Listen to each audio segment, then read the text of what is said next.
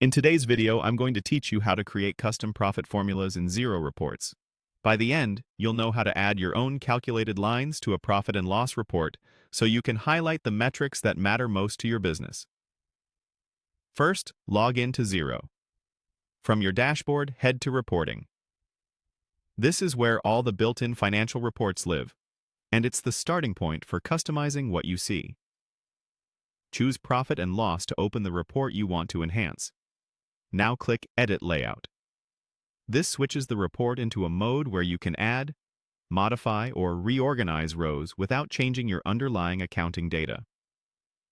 In the top toolbar, click the rows icon. From the options that appear, select Formula. Xero will instantly insert a new untitled formula row into the report layout. Select that new formula row so it's highlighted. When you do, look to the right side Details panel. This is your control center for configuring the calculation.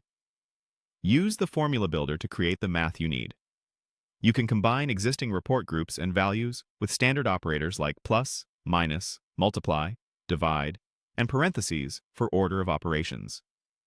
For example, you might compute a contribution margin by referencing your sales group and subtracting cost of goods sold, or build an adjusted profitability measure by removing specific expense groups.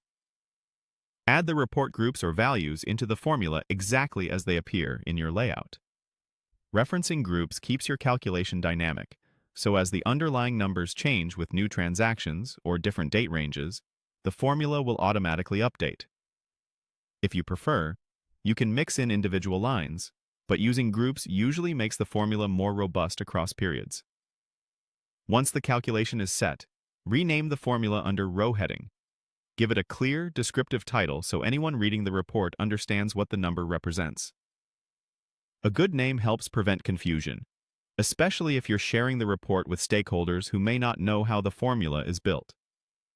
When everything looks right, click Update Layout.